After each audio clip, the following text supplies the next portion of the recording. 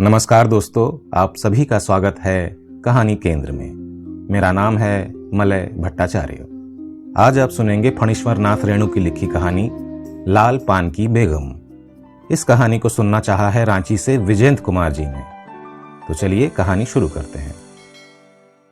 क्यों बिरजू की माँ नाच देखने नहीं जाएगी क्या? बिरजू की माँ शकरकंद उबालकर बैठी मन ही मन कुढ़ रही थी अपने आंगन में। 7 साल का लड़का बिरजू शकरकंद के बदले तमाचे खाकर आंगन में लोट लोट कर सारी देह में मिट्टी मल रहा था। चंपिया का सिर भी चुड़ैल मंडरा रही है। आधा आंगन धूप रहते जो गई सहुआइन की दुकान में छोवा गोड़ लाने, सो अभी तक नहीं लौटी। दिया बाती की बेला हो गई। आए आज लौट के जरा। बागड़ बकरे की देह में कुकुर माछी लगी थी, इसलिए बेचारा बागड़ रह रह कर कूद फांद कर रहा था। बिरजू की माँ बागड़ पर मन का गुस्सा उतारने का बहाना ढूंढकर निकाल चुकी थी। पिछवाड़े की मिर्च की फूली गाछ। बागड़ के सिवा और किसने कलेवा किया होगा? बागड़ को मारने के लिए वो मिट्टी का एक छोटा ढेला उठा चुकी थी कि पड़ोसिन मखनी फुआ की पुकार सुनाई पड़ी। क्यों बिरजू की माँ नाच देखने नहीं जाएगी क्या? बिरजू की माँ के आगे नाथ और पीछे पगहिया ना हो तब ना फुआ। गरम गुस्से में बुझी नुकीली बात फुआ की देह में धंस गई और बिरजू की माँ ने हाथ के ढेले को पास ही फेंक दिया। बेचारे बागड़ को कुकुर माछी परेशान कर रही है। हाय हाय हाय हाय हर्र हाय हाय हाय।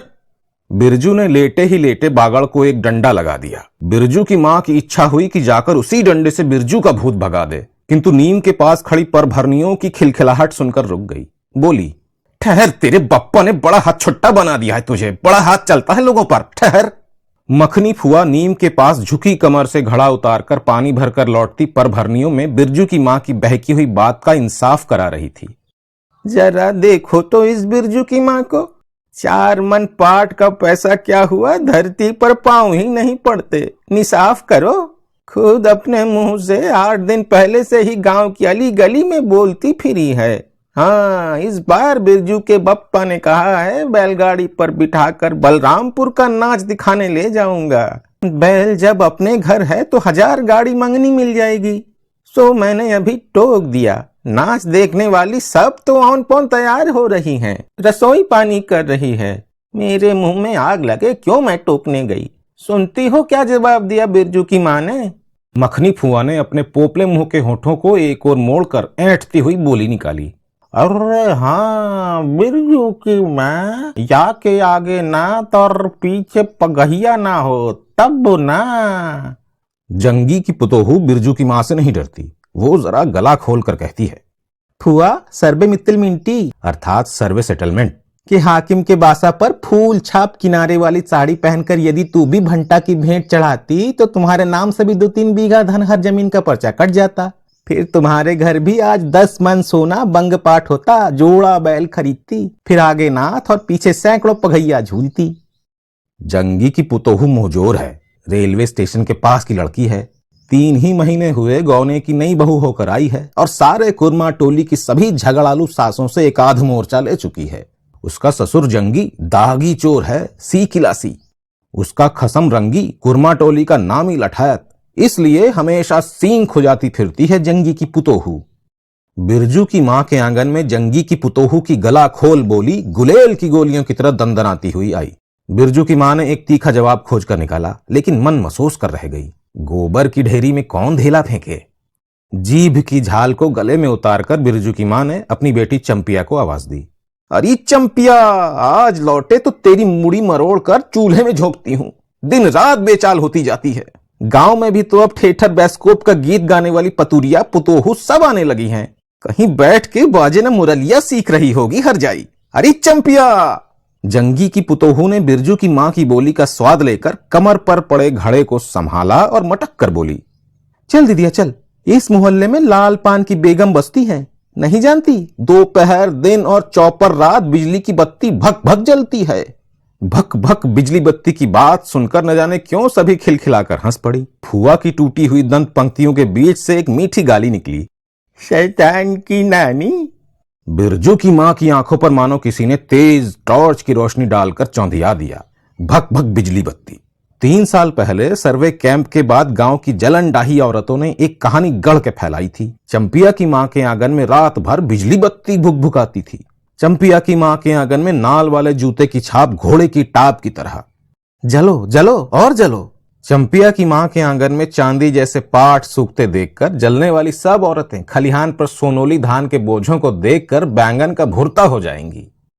मिट्टी के बर्तन से टपकते हुए छोवा गुड़ को उंगलियों से चाटती हुई चंपिया आई और मां के तमाचे खाकर चीख पड़ी, मुझे क्यों मारती हो? सहुआइन जल्दी से सौदा नहीं देती। सहुआइन जल्दी सौदा नहीं देती कि नानी? एक सहुआइन की ही दुकान पर मोती झड़ते हैं जो जड़ गाड़ कर बैठी हुई थी। बोल, गले पर लात देकर कल्ला तोड़ दूंगी हर जाई जो फिर कभी बाजे न मुरलिया गाते सुना। चाल सीखने जाती है टिशन की छोकरियों से। बिरजू की मां ने चुप होकर अपनी आवाज अंदाजी की। उसकी बात जंगी के झोपड़े तक साफ साफ पहुंच गई होगी। बिरजू बीती हुई बातों को भूलकर उठ खड़ा हुआ था और धूल झाड़ते हुए बर्तन से टपकते गुड़ को ललचाई निगाह से देखने लगा था। दीदी के साथ वो दुकान पर जाता तो दीदी उसे भी गुड़ चटाती। जरूर वो शकरकंद के लोभ में रहा और मांगने पर मां ने शकरकंद के बदले, हे मैया एक अंगुली गुड़ दे दे। बिरजू ने तलहथी फैलाई, दे न मैया एक रत्ती भर। एक रत्ती क्यों? उठा के बर्तन को फेंक आती हूं पिछवाड़े में, जाकर चाटना। नहीं बनेगी मीठी रोटी। मीठी रोटी खाने का मुंह होता है। बिरजू की मां ने उबले शकरकंद का सूप रोती हुई चंपा के सामने रखते हुए कहा, बैठ के छिलके उतार, नहीं तो अभी। 10 साल की चंपिया जानती है शकरकंद छीलते समय कम से कम 12 बार मां उसे बाल पकड़कर झकझोरेगी, छोटी छोटी खोट निकालकर गालियां देगी। पांव फैलाकर क्यों बैठी है इस तरह बेलज्जी? चंपिया मां के गुस्से को जानती है। बिरजू ने इस मौके पर थोड़ी सी खुशामद करके देखा, मैया मैं भी बैठकर शकरकंद छीलूं? नहीं, मां ने झिड़की दी। एक शकरकंद छिलेगा और 3 पेट में। जाके सिद्धू की बहू से कहो 1 घंटे के लिए कड़ाही मांग कर ले गई तो फिर लौटाने का नाम नहीं। जा जल्दी। मुंह लटका कर आंगन से निकलते निकलते बिरजू ने शकरकंद और गुड़ पर निगाह दौड़ाई। चंपिया ने अपने झबरे केश की ओर से मां की ओर देखा और नजर बचाकर चुपके से बिरजू की ओर एक शकरकंद फेंक दिया। बिरजू भागा। सूरज भगवान डूब गए, दिया बत्ती की बेला हो गई, अभी तक गाड़ी। चंपिया बीच में ही बोल उठी, कोयरी टोले में किसी ने गाड़ी नहीं दी मैया। बप्पा बोले माँ से कहना ठीक ठीक करके तैयार रहें, मलदहिया टोली के मियाँ जान की गाड़ी लाने जा रहा हूँ। सुनते ही बिरजू की माँ का चेहरा उतर गया। लगा छाते की कमानी उतर गई घोड़े से अचानक। कोयरी टोले में किसी ने गाड़ी मंगनी नहीं दी, तब मिल चुकी गाड़ी। जब अपने गांव के लोगों की आंख में पानी नहीं तो मलदहिया टोली के मियाँ जान की गाड़ी का क्या भरोसा? न 3 में न 13 में। क्या होगा शकरकंद छीलकर? रख दे उठा के। ये मर्द नाच दिखाएगा, बैलगाड़ी पर चढ़ाकर नाच दिखाने ले जाएगा। चढ़ चुकी बैलगाड़ी पर, देख चुकी जी भर नाच। पैदल जाने वाली सब पहुंचकर पुरानी हो चुकी होंगी। बिरजू छोटी कड़ाही सिर पर औंधा कर वापस आया। देख दीदिया मिलिट्री टोपी, इस पर 10 लाठी मारने से भी कुछ नहीं होता। चंपिया चुपचाप बैठी रही, कुछ बोली नहीं, जरा सी मुस्कुराई भी नहीं। बिरजू ने समझ लिया मैया का गुस्सा अभी उतरा नहीं पूरी तौर से। मढ़ैया के अंदर से बागड़ को बाहर भगाती हुई बिरजू की मां बड़बड़ाई, कल ही पंचकोड़ी कसाई के हवाले करती हूँ राकस तुझे, हर चीज में मुंह लगाएगा। चंपिया बांध दे बगड़ा को, खोल दे गले की घंटी, हमेशा टुनुर टुनुर, मुझे जरा नहीं सुहाता। टुनुर टुनुर सुनते ही बिरजू को सड़क से जाती हुई बैलगाड़ी की याद हो आई। अभी बबुआन टोले की गाड़ियां नाच देखने जा रही थीं, झुनुर झुनुर बैलों की झुनकी, तुमने सुन? बेसी बकबक मत करो। बागड़ के गले से झुनकी खोलती बोली चंपिया। चंपिया डाल दे चूल्हे में पानी, बप्पा आवे तो कहना कि अपने उड़न जहाज पर चढ़कर नाच देख आवे। मुझे नाच देखने का शौक नहीं, मुझे जगाइयो मत, मेरा माथा दुख रहा है। मढ़ैया के ओसारे पर बिरजू ने फिसफिसाकर पूछा, क्यों दीदिया, नाच में उड़न जहाज भी उड़ेगा? चटाई पर कथरी ओढ़कर बैठती हुई चंपिया ने बिरजू को चुपचाप अपने पास बैठने का इशारा किया। मुफ्त में मार खाएगा बेचारा। बिरजू ने बहन की कथरी में हिस्सा बांटते हुए चुक्की मुक्की लगाई। जाड़े के समय इस तरह घुटने पर हड्डी रखकर चुक्की मुक्की लगाना सीख चुका है वो। उसने चंपिया के कान के पास मुंह ले जाकर कहा, हम लोग नाच देखने नहीं जाएंगे? गांव में एक पंछी भी नहीं है, सब चले गए। चंपिया को अब तिल भर भरोसा भी नहीं। संझा तारा डूब रहा है, बप्पा अभी तक गाड़ी लेकर नहीं लौटे। 1 महीना पहले ही मैया कहती थी बलरामपुर के नाच के दिन मीठी रोटी बनेगी। चंपिया छींट की साड़ी पहनेगी, बिरजू पैंट पहनेगा बैलगाड़ी पर चढ़कर। चंपिया की भीगी पलकों पर एक बूंद आंसू आ गया। बिरजू का भी दिल भर आया। उसने मन ही मन इमली पर रहने वाले जिन बाबा को एक बैंगन कबूला, गाज का सबसे पहला बैंगन, उसने खुद जिस पौधे को रोपा है। जल्दी से गाड़ी लेकर बप्पा को भेज दो जिन बाबा। मढ़ैया के अंदर बिरजू की मां चटाई पर पड़ी करवटें ले रही थी। पहले से किसी बात का मंसूबा नहीं बांधना चाहिए किसी को। भगवान ने मंसूबा तोड़ दिया। उसको सबसे पहले भगवान से पूछना है कि ये किस चूक का फल दे रहे हो भोले बाबा। अपने जानते उसने किसी देवता पितर की मान मनौती बाकी नहीं रखी। सर्वे के समय जमीन के लिए जितनी मनौतियां की थी ठीक ही तो, महावीर जी का रोट तो बाकी ही है। हाय रे देव, भूल चूक माफ करो महावीर बाबा, मनौती दूनी करके चढ़ाएगी बिरजू की माँ।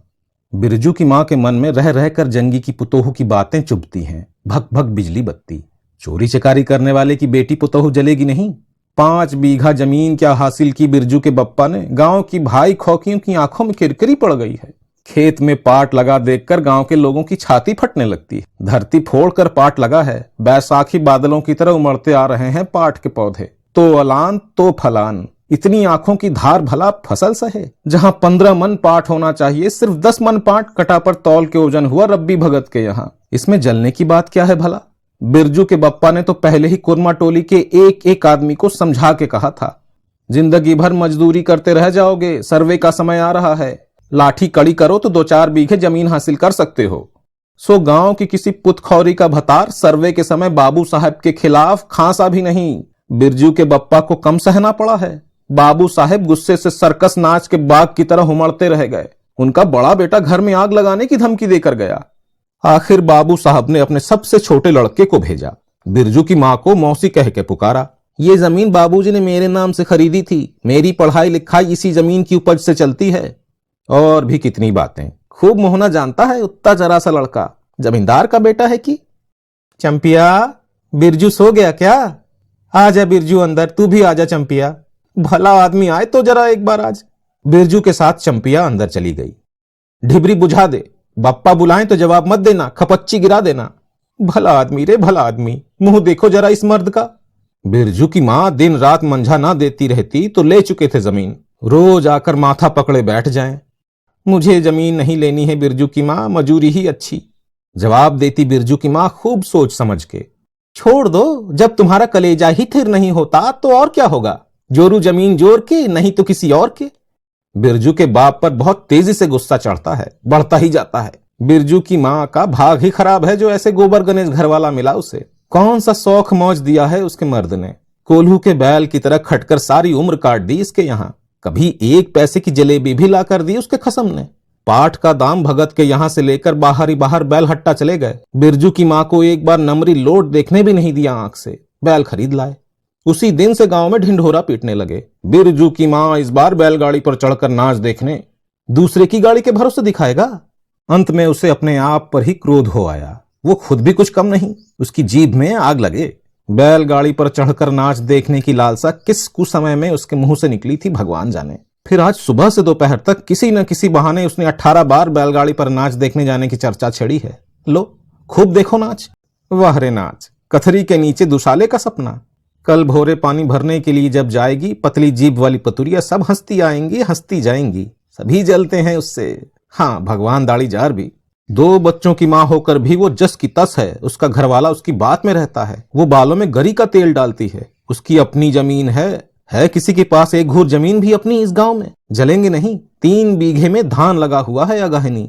लोगों की बिखदीट से बचे तब तो। बाहर बैलों की घंटियां सुनाई पड़ी। तीनों सतर्क हो गए, उत्कर्ण होकर सुनते रहे। अपने ही बैलों की घंटी है क्यों री चंपिया? चंपिया और बिरजू ने प्रायः एक ही साथ कहा। चुप। बिरजू की मां ने फिसफिसा कर कहा, शायद गाड़ी भी है, गड़गड़ाती है ना। दोनों ने फिर हुंकार भरी। चुप। गाड़ी नहीं है, तू चुपके से टट्टी में छेद करके देख तो आ चंपी, भाग के जा चुपके चुपके। चंपिया बिल्ली की तरह हौले हौले पांव से टट्टी के छेद से झांक आई। हाँ मैया, गाड़ी भी है। बिरजू हड़बड़ा कर उठ बैठा। उसकी मां ने उसके हाथ पकड़कर सुला दिया। बोले मत। चंपिया भी गुदड़ी के नीचे घुस गई। बाहर बैलगाड़ी खोलने की आवाज हुई। बिरजू के बाप ने बैलों को जोर से डांटा। हाँ, आ गए। घर आने के लिए छाती फटी जाती थी। बिरजू की मां ताड़ गई। जरूर मलदहिया टोली में गांजे की चिलम चढ़ रही थी। आवाज तो बड़ी खनखनाती हुई निकल रही है। चंपिया, बाहर से ही पुकार कर कहा उसके बाप ने। बैलों को घास दे दे चंपिया। अंदर से कोई जवाब नहीं आया। चंपिया के बाप ने आंगन में आकर देखा तो ना रोशनी, ना चिराग, ना चूल्हे में आग। बात क्या है? नाच देखने को उतावली होकर पैदल ही चली गई क्या? बिरजू के गले में खसखसाहट हुई और उसने रोकने की पूरी कोशिश भी की, लेकिन खांसी जब शुरू हुई तो पूरे 5 मिनट तक वो खांसता रहा। बिरजू, बेटा बिरजमोहन, बिरजू के बाप ने पुचकार कर बुलाया। मैया गुस्से के मारे सो गई क्या? अरे अभी तो लोग जा ही रहे हैं। बिरजू की मां के मन में आया कि कसकर जवाब दे, नहीं देखना है नाच, लौटा दो गाड़ी। चंपिया, उठती क्यों नहीं? ले, धान की पंचशीस रख दे। धान की बालियों का छोटा झौवा झोपड़े के ओसारे पर रखकर उसने कहा, दिया बालो। बिरजू की मां उठकर ओसारे पर आई। 1:30 पहर रात को गाड़ी लाने की क्या जरूरत थी? नाच तो अब तक खत्म हो रहा होगा। ढिबरी की रोशनी में धान की बालियों का रंग देखते ही बिरजू की मां के मन का सब मैल दूर हो गया। धानी रंग उसकी आंखों से उतरकर रोम रोम में घुल गया। अरे नाच अभी शुरू भी नहीं हुआ होगा। अभी अभी बलरामपुर के बाबू की कंपनी गाड़ी मोहन होटल बंगला से हाकिम साहब को लाने गई है। इस साल आखिरी नाच है। पंचशीस टट्टी में खोज दे, अपने खेत का है। अपने खेत का? हुलसती हुई बिरजू की मां ने पूछा। पक गए धान? नहीं, 10 दिन में अगहन चढ़ते चढ़ते लाल होकर झुक जाएंगी सारे खेत की बालियां। मलदहिया टोली जा रहा था, अपने खेत में धान देखकर आंखें जुड़ा गईं। सच कहता हूं, पंचशीस तोड़ते समय उंगलियां कांप रही थी मेरी। बिरजू ने धान की एक बाली से एक धान लेकर मुंह में डाल लिया और उसकी मां ने एक हल्की डांट दी। कैसा लुक्कड़ है रे तू? इन दुश्मनों के मारे कोई नेम धर्म जो बचे। क्या हुआ, डांटती क्यों है? नवान्न के पहले ही नया धान जुठा दिया, देखते नहीं? अरे इन लोगों का सब कुछ माफ है, चिरई चुनमुन है ये लोग। इन दोनों के मुंह में नवान्न के पहले नया अन्न न पड़े। इसके बाद चंपिया ने भी धान की बाली से 2 धान लेकर दांतों तले दबाया। ओ मैया, इतना मीठा चावल, और गमकता भी है ना दीदिया। बिरजू ने फिर मुंह में धान लिया। रोटी पोटी तैयार कर चुकी क्या? बिरजू के बाप ने मुस्कुराकर पूछा। नहीं, मान भरे सुर में बोली बिरजू की मां। जाने का ठीक ठिकाना नहीं और रोटी बनती है। वाह, खूब हो तुम लोग। जिसके पास बैल है उसे गाड़ी मंगनी नहीं मिलेगी भला। गाड़ी वालों को भी तो बैल की जरूरत होगी। पूछूंगा तब कोयरी टोला वालों से। ले, जल्दी से रोटी बना ले, देर नहीं होगी। अरे टोकरी भर रोटी तो तू पलक मारते बना लेती है, 5 रोटियां बनाने में कितनी देर लगेगी? अब बिरजू की मां के होठों पर मुस्कुराहट खुलकर खेलने लगी। उसने नजर बचाकर देखा, बिरजू का बप्पा उसकी ओर एक टक निहार रहा है। चंपिया और बिरजू ना होते तो मन की बात हंसकर खोलते देर न लगती। चंपिया और बिरजू ने एक दूसरे को देखा और खुशी से उनके चेहरे जगमगा उठे। मैया बेकार गुस्सा हो रही थी ना? चंपी, जरा धैलसार में खड़ी होकर मखनी फुआ को आवाज दे दे तो। ए फुआ, सुनती हो फुआ? मैया बुला रही है। फुआ ने कोई जवाब सीधे नहीं दिया, किंतु उसकी बड़बड़ाहट स्पष्ट सुनाई पड़ी। हाँ, अब फुआ को क्यों गुहारती है? सारे टोले में बस एक फुआ ही तो बिना नाथ पगहिया वाली है।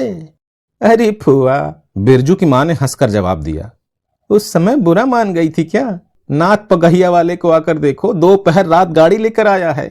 आ जाओ फुआ, मैं मीठी रोटी पकाना नहीं जानती। फुआ कांखती खांसती आई। इसी से घड़ी पहर दिन रहते ही पूछ रही थी कि नाच देखने जाएगी क्या? कहती तो मैं पहले से ही अपनी अंगीठी यहां सुलगा जाती। बिरजू की मां ने फुआ को अंगीठी दिखला दी और कहा, घर में अनाज दाना वगैरह तो कुछ है नहीं, एक बागड़ है और कुछ बर्तन बासन, सो रात भर के लिए यहां तंबाकू रख जाती हूं। अपना हुक्का ले आई हो ना फुआ? फुआ को तंबाकू मिल जाए तो रात भर क्या 5 रात बैठकर जाग सकती है। फुआ ने अंधेरे में टटोल कर तंबाकू का अंदाजा किया। ओहो, हाथ खोलकर तंबाकू रखा है बिरजू की मां ने। और एक वो है सहुआइन, राम कहो, उस रात अफीम की गोली की तरह मटर भर तंबाकू रखकर चली गई गुलाब बाग मेले में और कह गई कि डिब्बी भर तंबाकू है। बिरजू की मां चूल्हा सुलगाने लगी। चंपिया ने शकरकंद को मसल कर गोले बनाए और बिरजू सिर पर कड़ाही औंधा कर अपने आप को दिखलाने लगा। मलेटरी टोपी, इस पर 10 लाठी मारने से भी कुछ नहीं होगा। सभी ठठाकर हंस पड़े। बिरजू की मां हंसकर बोली, ताखे पर 3-4 मोटे शकरकंद हैं, दे दे बिरजू को चंपिया, बेचारा शाम से ही। बेचारा मत कहो मैया, खूब सचारा है। अब चंपिया चहकने लगी। तुम क्या जानो कथरी के नीचे मुंह क्यों चल रहा था बाबू साहेब का? ही। बिरजू के टूटे दूध के दांतों की फांक से बोली निकली, ब्लैक मार्टिन में 5 शकरकंद खा लिया। हा।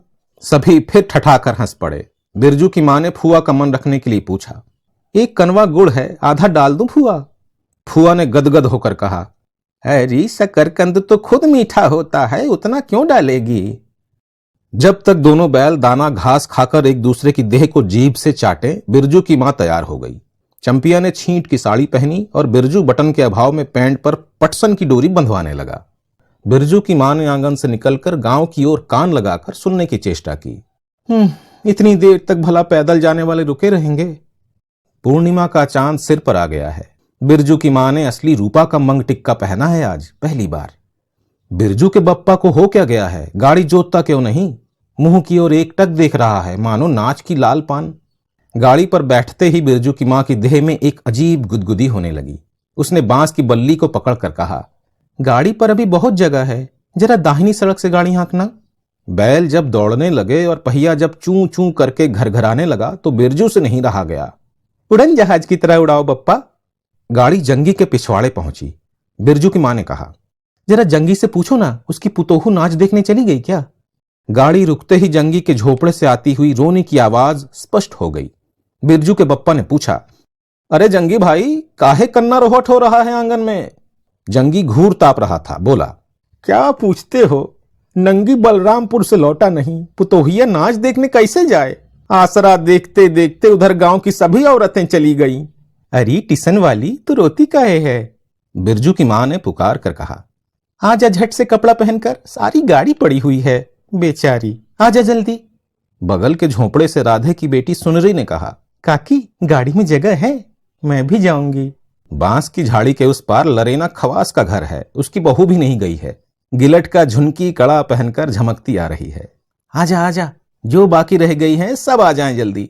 जंगी की पुतोहू, लरेना की बीवी और राधे की बेटी सुनरी तीनों गाड़ी के पास आईं। बैल ने पिछला पैर फेंका।